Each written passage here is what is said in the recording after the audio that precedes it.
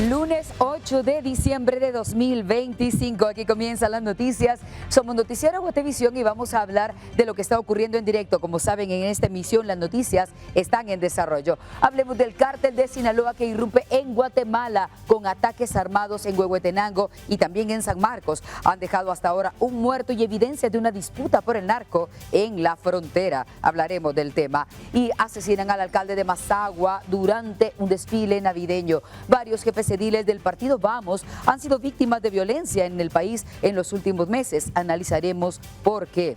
Y en otras cosas vamos a hablar acerca de un arma escondida en un oso de peluche. Esto ha encendido las alertas de las fuerzas de seguridad cerca de la cárcel de Quetzaltenango. Los investigadores han frustrado la entrega a pandilleros del barrio 18 según los últimos reportes. Y el actor guatemalteco Oscar Isaac, entra en la carrera por el Golden Globe 2026 por su protagónico en Frankenstein. Si no lo han visto, les tendremos algunas informaciones relacionadas. Aquí comienza nuestro informativo. Gracias por estar del otro lado de la pantalla. Somos Noticiero Guatevisión y les habla Elsa Mariana García. Bienvenidos.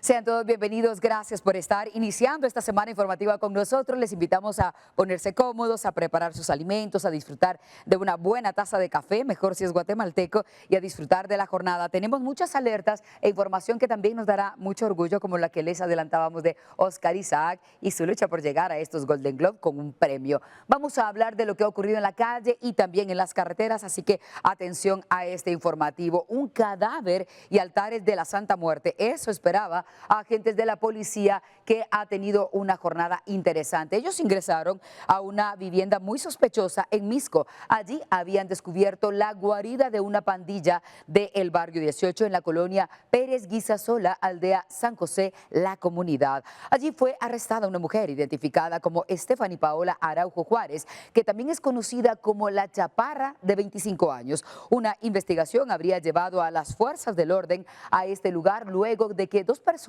resultaran heridas de bala en un incidente previo, lo que movilizó a las fuerzas del orden hasta ese lugar. Además, ubicaron 338 bolsas con marihuana, 5 celulares, 2 radios portátiles, cámaras de videovigilancia, un casco y también una caja térmica. Además de lo que llamó la atención de las autoridades, ropa ensangrentada. Pero lo que estaban por encontrar era aún peor: el cuerpo de un hombre de aproximadamente 47 años que habría muerto por heridas de bala en la cabeza y el pecho. También 2 altares, como les decíamos, a la Santa Muerte. La detenida tiene antecedentes por tráfico y comercio de drogas de septiembre de 2024 y la propiedad ahora continúa tomada por las autoridades. Y otras cosas que ha ocurrido en esta jornada: una pareja de adolescentes de tan solo 17 y 15 años fue enviada a un juzgado por portar arma de fuego de manera ilegal. Ambos fueron sorprendidos cuando de manera sospechosa caminaban por la calle al cementerio de la aldea Valle Nuevo en Jalpatagua, Jutiapa. En un registro, la policía localizó 2 armas de fuego en su poder. Se les encontró también esa pistola, una calibre 9 milímetros y un revólver calibre 38, además de municiones. Según las autoridades, ambos forman parte del barrio 18 y su objetivo era realizar entregas de armas a sicarios de esa pandilla. Y a propósito, un arma estuvo a punto de llegar a manos de criminales, pero terminó bajo la custodia de la policía. La pistola calibre 9 milímetros había sido ocultada dentro de un oso de peluche. Sin embargo, durante una revisión a pocos metros de un centro preventivo para hombres de la zona 1 en Quetzaltenango, fue descubierta. El arma tenía el registro alterado y estaba acompañada de un cargador y 5 municiones. Se presume que la pistola sería entregada a reclusos del barrio 18.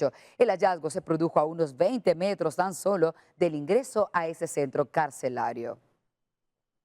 Y el reconocido y visitado Cerrito del Carmen se vio manchado por sangre cuando se produjo un tiroteo. El arma atacada o el arma que fue utilizada para el ataque también quedó en manos de las autoridades. Todo tuvo lugar en la 12 Avenida y Primera Calle de la Zona 1, en el centro del país, en el Cerrito del Carmen, como les adelantaba. Allí una persona había perdido la vida. José Alexander Gómez Tunches, de 26 años, había muerto tras recibir varios disparos. Minutos después, la policía capturó al presunto responsable, un pandillero de la Mara Salvatrucha, a quien se le atribuye una serie de crímenes en esa zona, la zona 1, pero también en la zona 2. Minutos después de este crimen, la policía arrestó en la zona 1 a ese hombre que les adelantábamos. Su nombre es Randy Bartolo Chitic Chay, de 19 años, alias El Inconsciente, un conocido sicario de la organización terrorista Mara Salvatrucha, pese a su corta edad. El detenido está vinculado a varios ataques armados en los últimos días, pero esta vez será juzgado bajo la nueva ley contra las maras, es decir, los delitos serán mayores. Minutos antes de su captura, el sospechoso habría asesinado a un hombre de 26 años e hirió a otro, ambos miembros de la Mara rival, la Mara 18, en un ataque armado en la zona 1. El hombre aún tenía el arma del crimen, como les adelantábamos. Y 3 hombres fueron capturados en diferentes puntos del país, pero lo que llama más la atención es que fueron sorprendidos mientras agredían a mujeres. El peor de los casos es que 2 de ellas eran madres de esos atacantes. En uno de los casos, un hombre atacaba a su esposa, los otros 2 a las madres de las víctimas. Ahora les contamos. Todo ocurrió en el primero de los casos, en Santa María Nevas, Quiché. Era Cristóbal N., de 28 años, que fue detenido tras golpear a su propia madre en plena vía pública. En otro caso, en Cuilapa, Santa Rosa, Selvin, de 26 años, fue aprehendido cuando agredía a su propia mamá. El hombre cuenta con antecedentes por violencia contra la mujer y también posesión de drogas. Mientras tanto, en Coatepeque, Quetzaltenango, Joan N., de 34 años, también fue detenido tras golpear, en este caso, a su esposa, y todo ocurría en plena calle. Y esta es una alerta. Un presunto abusador de niñas ya está en manos de las autoridades. Se trata de Federico Nicolás Chumul, de 42 años, quien habría sido retenido por los vecinos del lugar luego de ser descubierto cuando intentaba abusar sexualmente de una niña de 12 años que realizaba oficios domésticos en una casa vecina. Los inquilinos lo entregaron a las autoridades, quienes, al revisar la base de datos, establecieron que ya tenía una orden de captura vigente por un caso similar, violación con agravación de la pena, del pasado 28 de marzo. Y un trágico accidente ocurrió la mañana de este lunes. Un pick-up que trasladaba a varias personas volcó violentamente en la carretera, dejando una escena de tremendo dolor. 5 personas habrían fallecido y otras 12 fueron gravemente heridas por el impacto. Esto es cuando ellos quedaron tirados en el asfalto. El accidente se produjo en el kilómetro 197.5 en la conocida Vuelta El Tribilín, en la aldea Brasilar, en Camotán, Chiquimula. Según los primeros reportes, el conductor perdió el control por razones que aún se investigan. El vehículo quedó destrozado a la orilla de la carretera. Cuerpos de socorro trabajan en el lugar para rescatar a las víctimas y también trasladar a los sobrevivientes a centros de atención médica, mientras que las autoridades inician las diligencias para establecer qué provocó el mortal vuelco en una de las vueltas, eso sí, más conocidas y peligrosas de ese sector. Y nuevamente, precaución en la carretera. Un microbús volcó en el kilómetro 115 de la ruta interamericana, lo que movilizó a los bomberos locales hacia ese lugar. 8 personas, entre ellas menores de edad, fueron atendidos en el sitio con primeros auxilios. Ninguno de los afectados fue trasladado a un hospital y el incidente solo dejó daños materiales. 13.000 matas de marihuana fueron destruidas en las últimas horas. Elementos de la Subdirección General de Análisis de Investigación Antinarcótica de la Policía han reportado la incineración de las plantaciones de marihuana en la fase de crecimiento. Estas están valoradas, escuchen esto, en 5.013.750 quetzales. El hallazgo fue reportado en un sector montañoso de las Cruces Petén. Según las autoridades, no reportan las capturas de alguno de los implicados. Sin embargo, se ha iniciado una investigación del Ministerio Público para dar y ubicar al responsable o al propietario de ese terreno. Y ahora vamos a un triste incidente. Una mujer de 70 años falleció y 7 personas resultaron heridas tras volcar otro pick-up que presentaba en ese momento un trabajo interesante. Estaba haciendo el servicio de traslado de personas como si fuese un transporte colectivo. Todo ocurrió en el kilómetro 188 de la ruta RD-REU 06, esto en San Felipe Retaluleu, cuando el vehículo se dirigía hacia el Palmar en Quetzaltenango. Ahora tenemos el reporte completo. El accidente de tránsito se registró en el kilómetro 188 de la ruta RD-REU 06 en jurisdicción de San Felipe Retaluleu, a pocos metros de la entrada a la finca Filadelfia. El hecho dejó como saldo una mujer fallecida y 7 personas heridas luego de que un pick-up volcara. En el lugar encontrando 7 personas, ya una persona se encuentra fallecida en el lugar y las otras 6 fueron trasladadas al Hospital Nacional de Retaluleu. Estas personas fueron reconocidas como Minor Pastor de 44 años, residente de San Marcos, Palajonó, Alberto González, Nancy García, Cristian Galilea López de 6 años, Blanca Chan y Blanca González.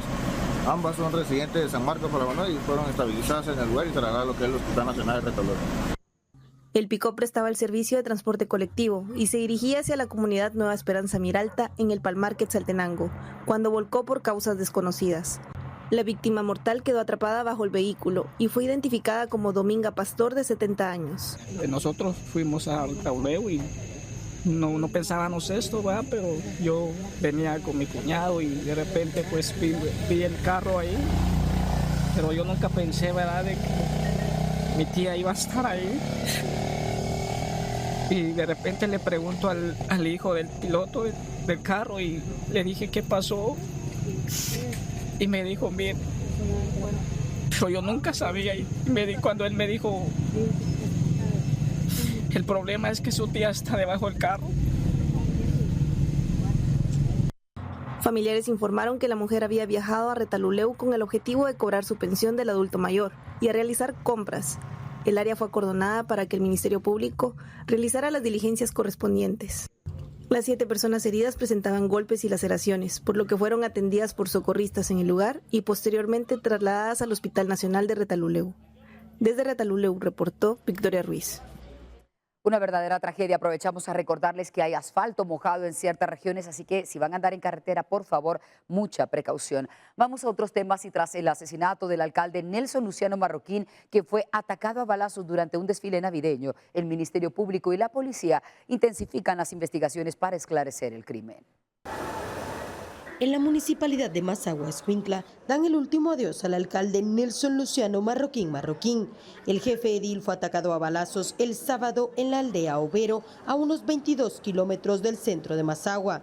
El féretro llegó la tarde del domingo 7 de diciembre, en medio de un ambiente marcado por el luto y la consternación. Todos tenemos el corazón partido porque luchamos con un hombre para cambiar la historia de Mazagua. Luchamos en una campaña que nunca imaginamos traer a Nelson Marroquín en un ataúd a su municipalidad. La municipalidad retiró los adornos navideños y colocó flores, globos blancos y moñas negras en señal del duelo. El alcalde electo por el partido Vamos para el periodo 2024-2028 caminaba junto a su esposa entregando juguetes cuando fue atacado, falleciendo horas después por la gravedad de las heridas. Su legado siempre va a estar en nuestros corazones. No lo quitaron, pero Dios se encargará.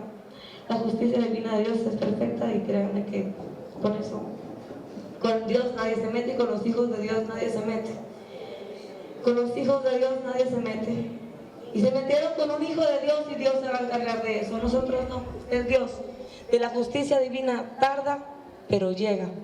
Un fiscal del Ministerio Público informó que se integraron equipos de investigación de la Fiscalía y la Policía Nacional Civil para esclarecer el ataque. Hasta el momento no se han establecido hipótesis concretas y las pesquisas continúan. En el lugar del crimen se localizaron 3 casquillos y una ojiva que fueron enviadas al INASIF para el análisis balístico. Fiscales e investigadores del MP, así como unidades de la Policía Nacional Civil, mantienen presencia en el municipio, donde también se ha reforzado la seguridad para el velorio y el sepelio que se llevará el día martes. Las autoridades revisan más de 20 cámaras de vigilancia y realizan entrevistas para avanzar en las líneas de investigación. Con imágenes de José Sánchez, reportó Andrea Domínguez. Y es que en los últimos 2 años, 3 alcaldes en funciones han sido víctimas de ataques violentos en Guatemala, todos electos por el partido Vamos. El caso más reciente ocurrido es este sábado en el Mazagua, Escuintla, como les hemos informado. Allí, el alcalde Nelson Luciano Marroquín murió tras ser atacado durante un desfile navideño. Era un festejo comunitario. El primer hecho que podemos ahora mencionar como los registros se dio el 5 de abril de 2024, cuando el alcalde de San Juan La Laguna, Sololá, Francis Daniel Chavajay Herrera, fue localizado con heridas de arma de fuego en una residencia en carretera a El Salvador.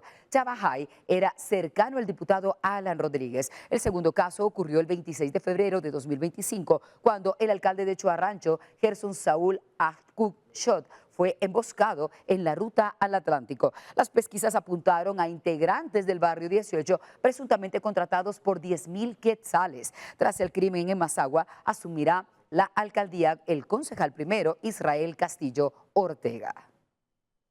Vamos a una de ellas. Desde el 18 de noviembre, 6 personas señaladas de su presunta participación en el desfalco del crédito hipotecario nacional han acudido ante un juez para el desarrollo de la audiencia de primera declaración. Según el Ministerio Público, la entidad bancaria fue desfalcada por 20 millones de quetzales. Elmer Vargas está con nosotros y nos da un informe acerca de los avances de este proceso. Hola Elmer, buenas tardes. ¿Qué novedades hay en este sentido?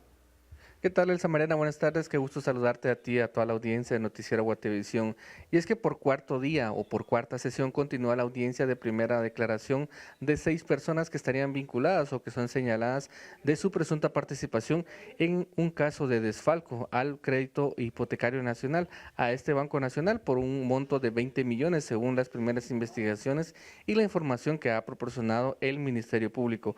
Es importante señalar que debido a la reserva de este caso, o que ha sido decretada por parte del juez, tanto a solicitud del Ministerio Público, es que no se conocen los detalles específicos del actuar de cada una de estas personas, y esta, como les comentaba, se desarrolla a puerta cerrada. Desde hace 4 sesiones, entonces, el Ministerio Público busca que estas 6 personas enfrenten un proceso penal por varios delitos. Dentro de los delitos por los cuales se les señala a este grupo de personas es el delito de estafa propia en forma continuada, lavado de dinero u otros activos, también por el delito de asociación ilícita y también el delito de uso de documentos falsificados. Las personas que son señaladas en este proceso son Ana Gabriela Morales, Luis Fernando Failáez Guerra, también Gustavo Adolfo Varela, Wilman Rocael López, Pedro Luis Guamuch y María Fernanda Segura. Como les comentaba, son estas 6 personas que actualmente han sido detenidas en este proceso. Ahora es importante señalar que también hace aproximadamente algunas semanas también se realizaron algunas diligencias, esto en el kilómetro 16.5 de carretera a El Salvador, en donde dentro de un inmueble se encontraron varios ilícitos que, de acuerdo con la Fiscalía, forman parte de la investigación en este proceso. En dichos allanamientos se encontraron las siguientes piezas que forman parte de la investigación. Hablamos de 4 pistolas, 5 carabinas, una escopeta, 27 tolvas de distintos calibres, también municiones para las diferentes armas que ya les mencioné, también 4 vehículos de gama alta y otros documentos que serían parte de este proceso de investigación. Así que de esta cuenta la audiencia continúa, como les comentaba, a puerta cerrada, y nosotros estaremos pendientes de lo que pueda resolverse específicamente en el Juzgado Segundo de Primera Instancia Penal, el cual está a cargo del juez Mario Hichos. Este es el reporte que tenemos desde Torre de Tribunales. Yo regreso contigo a los estudios con imágenes de Byron Baiza, reportó Elmer Vargas. Gracias a ambos por este reporte, y es un caso al que le seguiremos dando una mirada muy interesante y de lo más profunda por lo que tiene que pasar en las próximas horas. Vamos a otros temas. Rosa María Leal Flores de Pérez, esposa del expresidente Otto Pérez Molina, ha fallecido. Todo ocurrió este lunes 8 de diciembre. Según la esquela difundida por Capillas Señoriales, el velatorio se realizará en esa funeraria ubicada en la zona 9 de la capital del país. El sepelio será este martes 9 de diciembre en el cementerio cementerio Los Parques. Otto Pérez Molina gobernó Guatemala, como recordarán, de 2012 a 2015 y renunció tras ser vinculado a casos de corrupción. Fue el primer presidente en la historia democrática del país en perder su inmunidad para ser investigado. En 2001 fundó el Partido Patriota junto a Roxana Valdetti, quien también enfrenta un proceso, o varios de hecho, por corrupción. Y el partido Voz citó hoy a representantes del Ministerio de Comunicaciones para rendir cuentas sobre la ejecución financiera de 2025, especialmente en las áreas de Convía y Caminos. María Paula Carranza tiene información en este sentido. Hola María Paula, buenas tardes. Muy buenas tardes, Elsa Mariana. Me encuentro en las oficinas del Partido Voz, donde se realizó una citación con autoridades del Ministerio de Comunicaciones para consultarles sobre su actividad presupuestaria de durante el 2025. Durante la citación, el director de Caminos, Ovidio Álvarez, mencionó que directamente en el 2025 no se realizó ningún proyecto. Entonces se le consultó al viceministro financiero Josué Ricat sobre los gastos administrativos relacionados al Departamento de Caminos, de dónde vienen, ya que si no se realizó algún proyecto 2025, ¿cómo se administró este dinero? Y esto fue lo que nos dijo.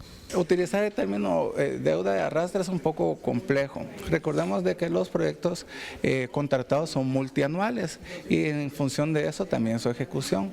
Si un proyecto ha estado suspendido durante algunos meses o algunos años, no quiere decir de que ya no se puedan retomar.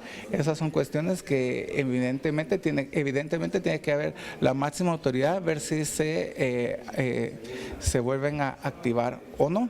Pero eso ha sido algo de la lucha que hemos tratado, digamos, hacer pagos de contratos de años anteriores. No quiere decir forzosamente que es una mala deuda o algo así, sino que también es de reconocer la deuda que tiene la administración como tal, porque un cambio de administración no cancela una deuda. Estas siguen y pueden ser cobradas por una vía ejecutiva también de forma posterior, ¿verdad? Entonces son cuestiones que se han analizado y adicional a eso también se mide de conformidad con la ley orgánica del presupuesto los avances físicos y financieros para hacer pagos que se tengan pendientes, ¿verdad? ¿Cuánto se dejó ejecutado este año, vice? Vaya que me trae mi cuadrito, pero por el momento tenemos un saldo por devengar de 3.706 millones. Recordemos que tenemos un presupuesto de 7.895 millones y hemos ejecutado a la fecha 4.189. ¿Esto ya no se puede utilizar el próximo año? No. Vamos a entrar con un nuevo presupuesto que está un poco por encima de los 7.000 millones de quetzales, pero la planificación hoy en día es ha sido un poco más medida para que logremos resultados más oportunos.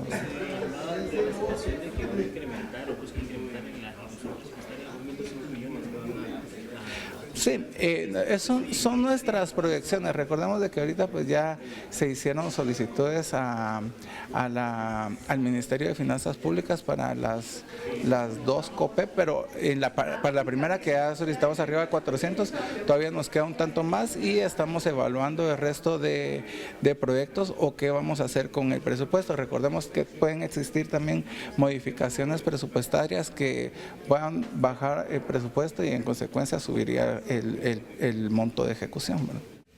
Entre los datos que dieron en la citación, el viceministro administrativo financiero mencionó que desde enero a noviembre de este 2025 se realizó una ejecución del 53.06% del financiamiento total del ministerio. Con imágenes de María René Barrientos, reportó Paula Carranza.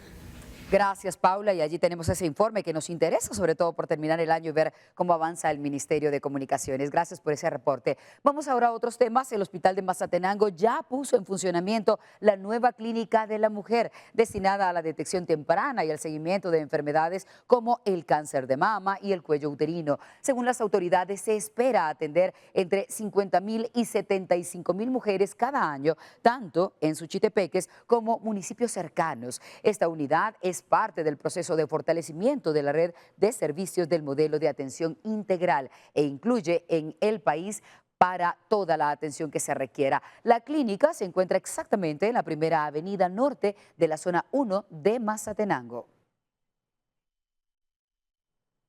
La procesión de la Virgen de Concepción del Templo de San Francisco salió en su tradicional y también histórico recorrido que se remonta a más de 4 siglos de culto y devoción del dogma mariano este 8 de diciembre. Y el recorrido se extenderá, en este caso, durante la madrugada de este martes. Juan Pablo Garrido estará con nosotros ahora y nos tiene más detalles acerca de este proceso tan interesante para muchas personas en las calles. Adelante, Juan Pablo. Buenas tardes. ¿Qué novedades hay?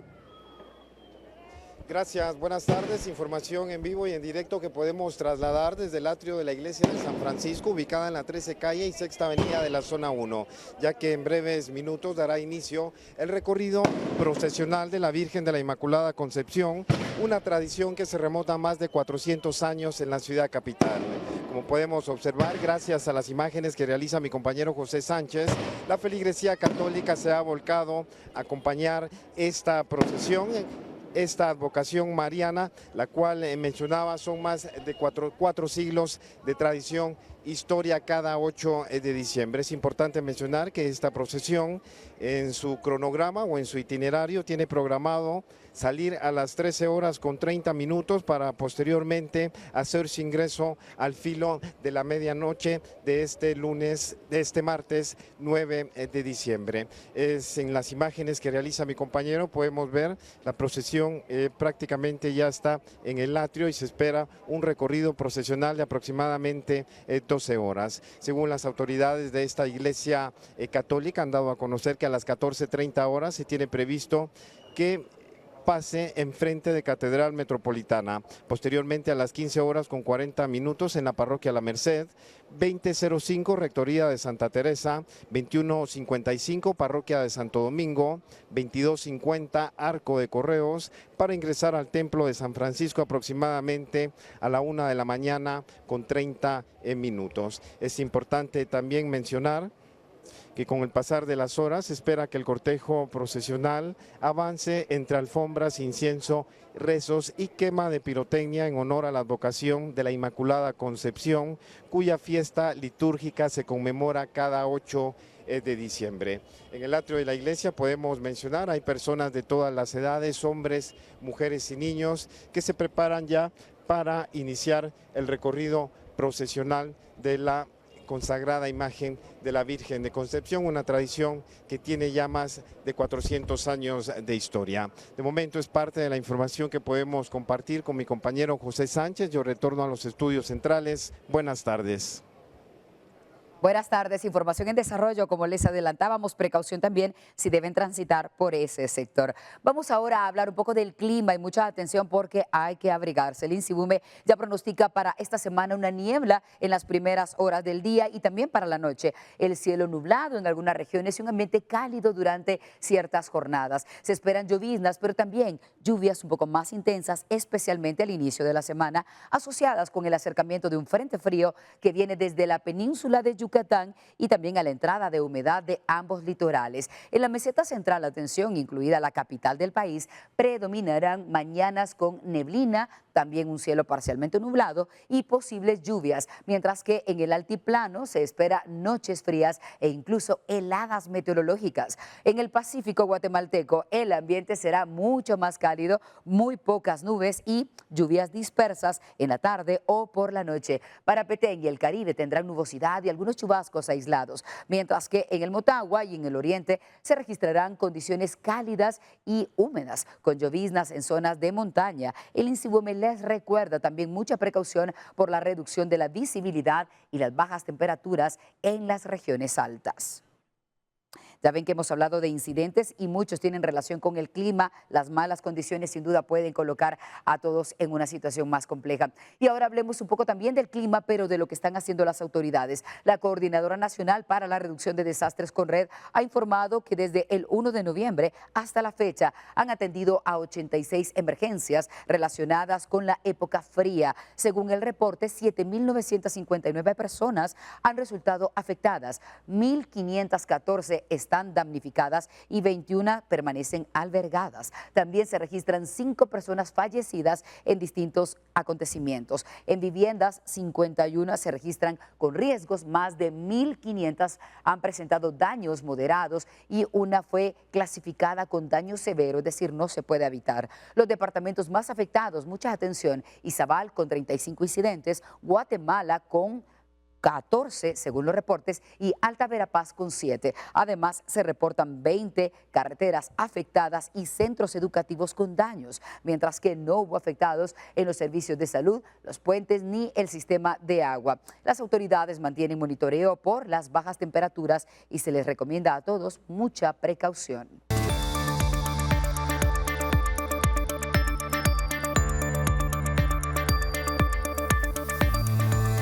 Continuamos en la emisión en directo de Noticiero Guatevisión. En las últimas horas se registraron varios enfrentamientos armados en comunidades fronterizas del país, generando preocupación entre los pobladores. Oscar Vázquez nos cuenta a qué se debe y qué se sabe hasta ahora de estos casos. Hola Oscar, buenas tardes. Adelante. Elsa Mariana, buenas tardes, qué gusto poderte saludar a ti, a quienes nos ven a esta hora de la tarde a través de Guatevisión. Quiero contarles de que en horas de la mañana estuvieron circulando en diferentes redes sociales varios videos y varias fotografías de un presunto ataque armado entre integrantes del Ejército de Guatemala e integrantes de un cartel que trafica droga. Estamos hablando del cartel de Jalisco Nueva Generación, quien presuntamente en redes sociales se había mencionado que eran los que habían perpetuado este hecho. Sin embargo, autoridades han mencionado de que estas personas ingresaron de forma ilegal entre la frontera de México y Guatemala por el lado de San Marcos y Huehuetenango. Preliminarmente, además de ello, se habló de que el ataque armado se había dado de forma continua en 4 municipios. Estamos hablando de Nentón, de Cuilco, de Santa Ana Huista y Huehuetenango. Sin embargo, también autoridades han descartado este hecho, mencionando de que solo un agente integrante del Ejército de Guatemala había resultado herido. Es Pamela Figueroa quien brinda estos detalles del Ejército de Guatemala. Escuchemos. Presuntos grupos armados ilegales ingresaron al territorio nacional, específicamente en la línea divisoria Guatemala-México, en municipios de los departamentos de Huehuetenango y San Marcos, realizando disparos con armas de fuego en contra de diferentes comunidades del área. Soldados del Ejército de Guatemala se encontraban realizando patrullajes de rutina en la aldea Aguasarca, Huehuetenango, al momento que se suscitó el enfrentamiento. Un oficial resultó herido en una de sus extremidades inferiores, encontrándose su estado de salud fuera de peligro. Las unidades militares reforzaron las operaciones en el área, realizando patrullajes de seguridad. Además de ello, las autoridades han agregado de que luego de este patrullaje también se ha incautado armamento pesado que es exclusivamente del Ejército de Guatemala. También se mencionó de la incautación de equipo de vigilancia. Estamos hablando de drones que eran presuntamente utilizados por los delincuentes para observar el movimiento de los agentes del Ejército que patrullaban la zona. Las autoridades también han mencionado de que mantienen bastante monitoreo y comunicación con autoridades mexicanas para que no se susciten estos hechos violentos entre ambos países. De momento esta es la información, pero nosotros en nuestras próximas emisiones daremos mayores detalles de lo que sucede de este tema y de todo el acontecer nacional. Con imágenes de Moisés Sheck para Noticiero Guatevisión, reportó Oscar Vázquez. Gracias, Oscar. Hoy a las 21 horas tienen la cita con nuestra emisión ya para tener los detalles de toda esta jornada. Ahí lo van a ver ustedes mismos. Vamos a otros temas. Y un presunto distribuidor de droga al menudeo fue capturado en la colonia Sabana Arriba de la zona 17, donde agentes localizaron en ese lugar droga y municiones del centro de vehículo que conducía a las fuerzas de seguridad. Allí detuvieron a Juan N., de 26 años, durante un operativo realizado en la colonia Sabana Arriba, zona 17, luego de encontrarle varios ilícitos en el automóvil en el que se movilizaba. Según el reporte policial, se localizaron también 75 piedras de crack, los cigarrillos que habíamos mencionado de marihuana, una tolva para arma de fuego y 16 municiones con más información también. Además, William N. fue arrestado y se le decomisaron teléfonos celulares, los cuales serán en este momento analizados por las autoridades en las diligencias. De acuerdo con la investigación preliminar, el atendido sería un distribuidor de droga ese hombre detenido que les mencionaba que opera en el sector, por lo que las autoridades indicaron que las pesquisas continúan para determinar el alcance de sus actividades y sus posibles vínculos con personas dedicadas a ese tipo de ilícitos como el narcomenudeo. Las acciones de control realizadas en puestos de revisión continúan generando resultados en distintos puntos del país. En San Rafael, Las Flores, Santa Rosa, agentes de la policía detuvieron a los hermanos Marvin y Julio N., de 50 y 42 años, respectivamente, tras una inspección vehicular. Durante la revisión se estableció que Marvin N. portaba un revólver marca Taurus, en el cual tenía reporte también de haber sido robado el 23 de enero de 2023 en la colonia El Tesoro, zona 2 de Misco. En tanto, su hermano llevaba otras armas de fuego, para lo cual no presentó la documentación que acreditara la portación legal. Ambos fueron trasladados por las autoridades competentes para enfrentar los procesos que corresponden. Y un autobús de la empresa de transporte Vicente fue asaltado recientemente. De hecho, fue en la noche pasada. Todo ocurrió en la ruta interamericana entre Tecpan y Chupol. Tras el ataque, el piloto solicitó auxilio a la estación de bomberos voluntarios de Chupol, donde varios pasajeros fueron atendidos por crisis nerviosa. Los socorristas brindaron atención médica en el lugar y confirmaron que ninguno de los afectados requirió traslado a un centro de atención hospitalaria. Las autoridades investigan ese hecho. Y otro bus de transporte colectivo chocó contra una tortillería en el cantón Camanchaj, en Chichicastenango, mientras que un pick-up se estrelló a un costado de ese mismo autobús, provocando una doble emergencia en la zona. Los bomberos municipales departamentales de la estación 5 atendieron a 2 trabajadoras de la tortillería, quienes tenían heridas y también algunas laceraciones, por lo que fueron llevadas a una clínica privada de Sololá. Además, 4 personas más fueron evaluadas en el lugar porque estaban sumamente nerviosas tras el percance. Las autoridades piden mucha precaución a los conductores en el sector. Y un hombre resultó gravemente herido tras caer desde un puente hacia el río Ocosito. Esto ocurrió en el cantón Cabañas del municipio de San Carlos, en Retaluleu. Según vecinos de ese sector, el afectado llegó en motocicleta a la estación y al permanecer sobre el puente resbaló, cayendo aproximadamente 25 metros al cauce del río. Tras el incidente, los pobladores alertaron a los cuerpos de socorro, que observaron al hombre que se encontraba con varios golpes y probablemente algunas fracturas, por ejemplo, fractura en el brazo izquierdo. En un área difícil de acceso por la profundidad de ese río, la estructura del puente también complicaba los trabajos, pero los socorristas de la Cruz Roja realizaron un rescate con equipo especial y también con algunas cuerdas para descender hasta el lugar en donde se encontraba la víctima. Luego de brindarle atención médica, el hombre fue trasladado al hospital de Retaluleu, donde permanece para una observación médica. Y la explosión de un cilindro despertó a vecinos y residentes de varios cuartos de alquiler la mañana del domingo, cuando un incendio arrasó con el inmueble en el cantón Dolores, en la zona 6 de Retaluleu. Allí, por lo menos 6 personas quedaron con graves problemas, pero son todas las familias las que en este caso se quedaron sin sus pertenencias. Un incendio de grandes proporciones se registró a las 5:15 de la mañana del domingo en la calle principal del cantón Dolores, zona 6. Las llamas consumieron varios cuartos de alquiler construidos con madera y lámina, dejando a 6 familias damnificadas y cuantiosas pérdidas materiales. Al llegar al lugar, pues es un incendio declarado, contando con una casa de aproximadamente 8 cuartos y una tienda en la parte de enfrente. Se quemó todo lo que es la casa, perdiendo más de 10 televisores, cosas domésticas, indicando a los familiares que fue debido a una explosión de un cilindro de gas. Y hablé a mi familia, se levantaran cuando yo explotó, empezó de aquí de la tierra. Nosotros vivimos 4, 5, solos, alquilados, pero ahí son inquilinos todos los que viven.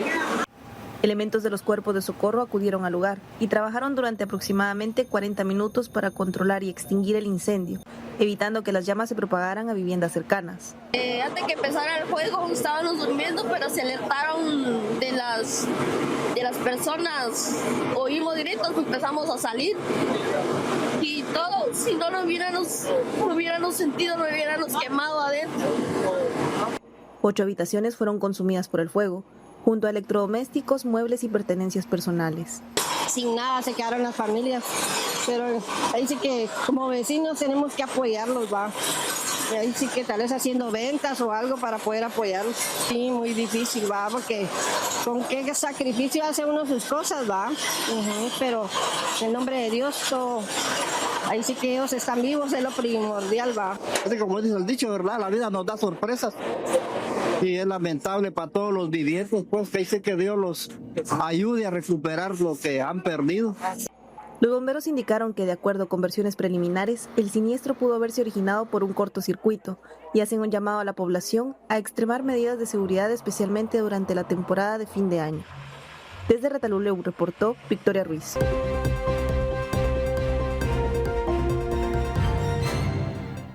Venezuela reconoció la muerte de un dirigente opositor encarcelado desde hace un año, mientras Washington tachó de vil al gobierno del mandatario Nicolás Maduro en medio de la creciente presión militar estadounidense en aquella región. El gobierno de Venezuela reconoció el domingo la muerte de un dirigente opositor encarcelado desde hace un año. Alfredo Díaz, exgobernador del estado de Nueva Esparta, había sido arrestado en medio de la crisis desatada por las controvertidas elecciones en las que el presidente Nicolás Maduro fue proclamado para un tercer mandato, a pesar de las acusaciones de fraude. El Ministerio de Servicio Penitenciario informó en un comunicado que el opositor de 56 años, señalado por terrorismo e instigación al odio, sufrió un infarto. Estados Unidos indicó que la muerte de Díaz es otro recordatorio de la vil naturaleza del régimen criminal de Maduro. La reacción de Washington ocurre cuando una flotilla estadounidense, que incluye el portaaviones más grande del mundo, ejecuta operaciones antinarcóticos en el Caribe. Caracas afirma que las maniobras emprendidas por la administración de Donald Trump buscan derrocar a Maduro. Díaz es al menos el 6º miembro de la oposición en morir en prisión desde noviembre del año pasado. Y la ONU criticó este lunes la apatía mundial ante el sufrimiento que está viviendo mucha gente, y también dice que quieren presentar una campaña humanitaria para 2026 que se verá limitada por los recortes de la ayuda exterior en muchos estados. La ONU lanzó el lunes una dura advertencia. El mundo se está volviendo indiferente ante el sufrimiento humano. Eso aseguró la organización al presentar su campaña humanitaria para 2026. Vivimos una época de brutalidad, impunidad e indiferencia, una época en la que las reglas retroceden, en la que los cimientos de la coexistencia están bajo un ataque sostenido, en la que nuestras antenas de supervivencia han sido entumecidas por la distracción y corroídas por la apatía, en la que ponemos más energía y dinero en encontrar nuevas formas de matarnos entre nosotros, mientras desmantelamos los mecanismos que tanto nos costó desarrollar para protegernos de nuestros peores instintos, y cuando los políticos se jactan de recortar la ayuda.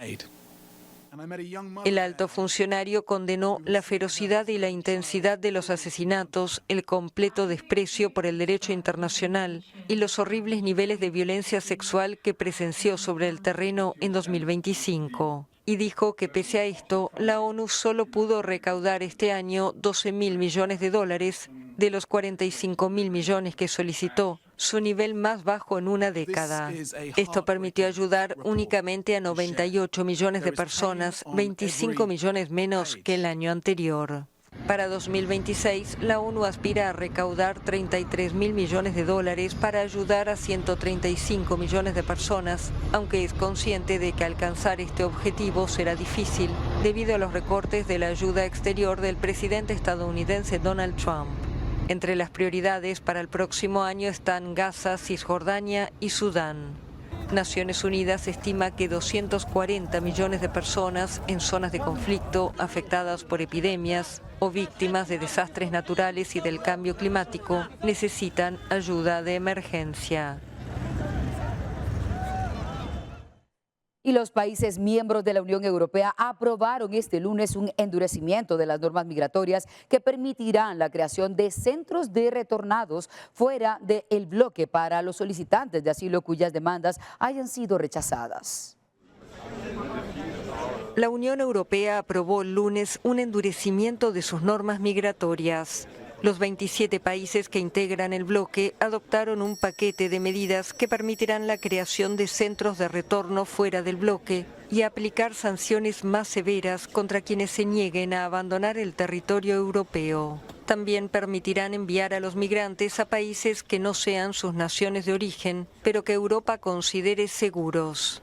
Los miembros del bloque alcanzaron también un acuerdo sobre un nuevo sistema de reparto de solicitantes de asilo en Europa, que busca aliviar la carga de los países situados en las principales rutas migratorias, como Grecia e Italia.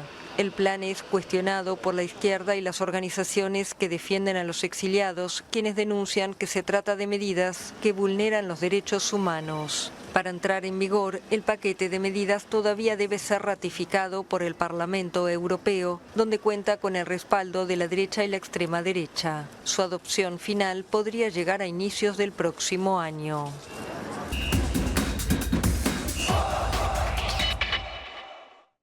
En Guatemala, con partidos intensos y marcadores ajustados, se cerraron los cuartos de final de la Liga Nacional. Municipal y Malacateco ganaron por la mínima y dejaron las series abiertas de cara a los duelos de vuelta. Se cerraron los cuartos de final de ida de la Liga Nacional de Guatemala con pura emoción y marcadores apretados. La jornada dejó partidos intensos, peleados y con victorias por la mínima que mantienen todo abierto para los cuartos de final de vuelta. El primer capítulo se escribió en el estadio La Asunción, Casa de los Conejos. Mictlán recibió al líder del torneo Municipal en un duelo lleno de llegadas, pero con poca precisión. Todo cambió tras una jugada de Pedro Altán, que terminó con Eddie Hernández marcando el único gol del partido, suficiente para que los rojos se llevaran la ventaja.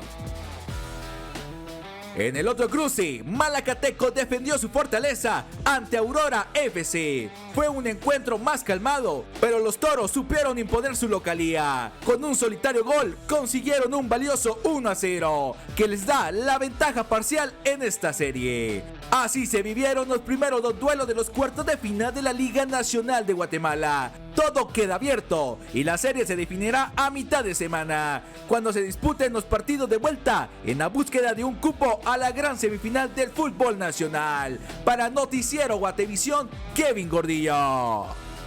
Con esto llegamos al final de nuestro informativo. Gracias por acompañarnos. Mañana tienen una cita a la 1 del día y pueden seguir informados en nuestras redes sociales y también sintonizarnos en vivo y en directo por guatevisión.com. Nos encontramos muy pronto.